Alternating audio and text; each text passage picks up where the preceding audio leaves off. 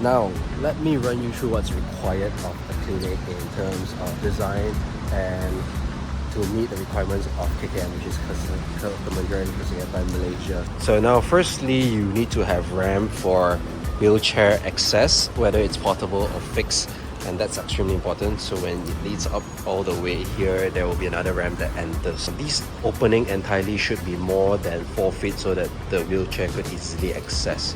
Now coming in right through here, after the door is open, gonna make sure between the doors opening at the edge to the counter has sufficient space so that the wheelchair could come in and turn. So as we turn our way here, this is the reception counter.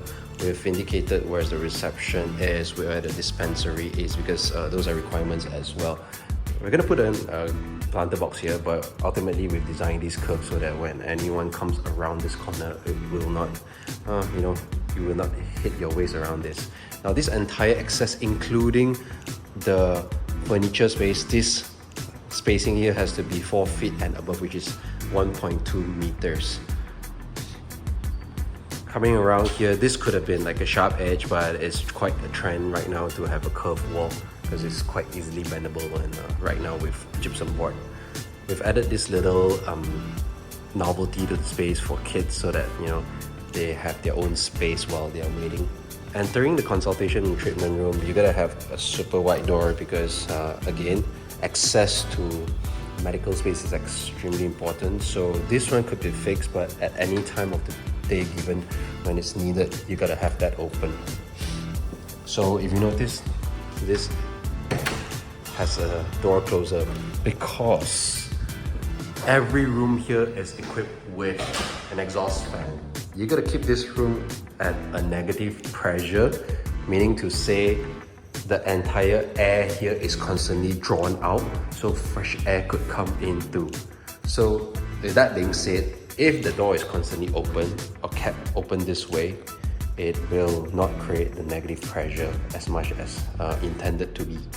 So what happens is every single time when the door closes, the pressure builds up, and to then make this exhaust fan effective. So every single room has one of them, and this is something you can take note of if you are building isolation room in your own house, which is something that you could consider. After having the pandemic, I think it's important to have an isolation room where one of your family member is sick. You could build up a small little gas room that has exhaust fan that is manually toggled itself. So that would help to draw bacteria and the dirty air out of the room to keep the room's air fresh. Coming over here, there's a requirement for the width and the length of the room. It's basically stated by KKM. So when choosing a shop lot to rent for a clinic, you're gonna make sure that you have sufficient space to fit up all the necessary rooms. So if you're designing a clinic with 2 or 3 consultation rooms, make sure that the space is sufficient to fit those numbers of rooms.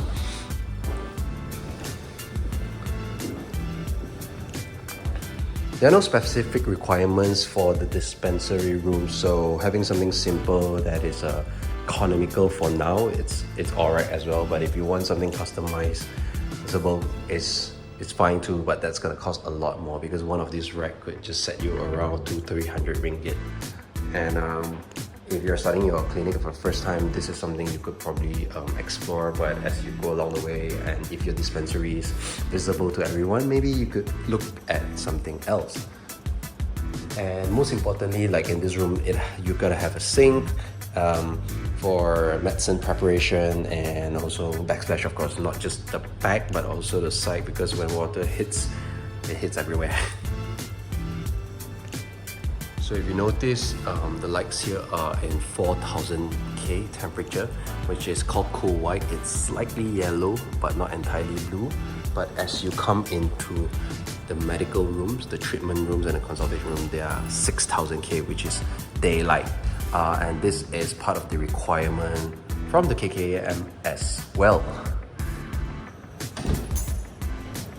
Coming here to the toilet, this is entirely new because this door is at least 1 meter wide, and we're gonna make sure, because most shops and developers will only provide you with a 75 cm opening door, but what you need is the clearance from the edge of this door up to this edge, which has a clearance of at least 90 cm.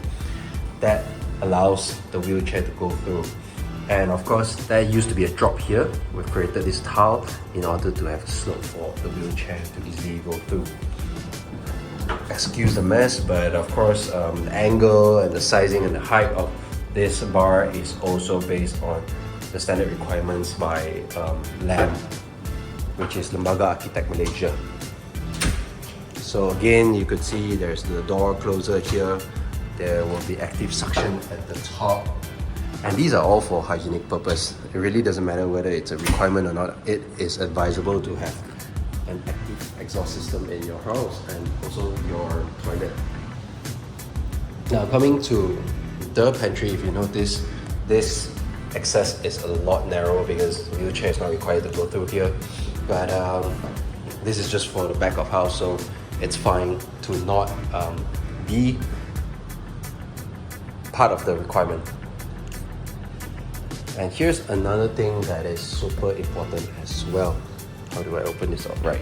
So this is the utility sink, janitor sink, where you clean your mop, your brushes and whatnot. All the messy stuff has to happen here, and this is somehow a requirement by KKM for you to store your brooms and pails and whatnot. So take note, you gotta have a space for this. It's not just putting your brooms and cleaning your mops in the toilet. So like I say, what it used to be a wall here, this is where the wall was supposed to end for the sink. So when that happens, we are left with a very tiny space here.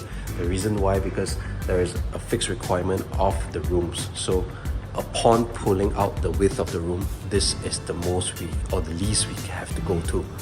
And by adding another 1.2 meters, the wheelchair couldn't access here because there used to be a wall up until this point.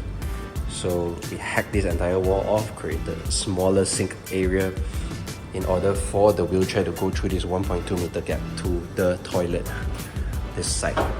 So these are some of the considerations we've done. That is the reason why having this wall here, it has to be shrunk in for a smaller utility room and a smaller pantry, because the position of the toilet is fixed and there's not much we can do about it. So before choosing a unit for your clinic, this is something very important to take note of. Now this is the back access to the real alley, and you gotta firstly keep it safe, but secondly you gotta have an indication of an exit here as well. So here's pretty much most of what I'd like to share with you about setting up a clinic, some of the main requirements, and the list goes on. It's super long, but having to design a couple of clinics, these are some of the main things you gotta look out for. I'll see you in the next one.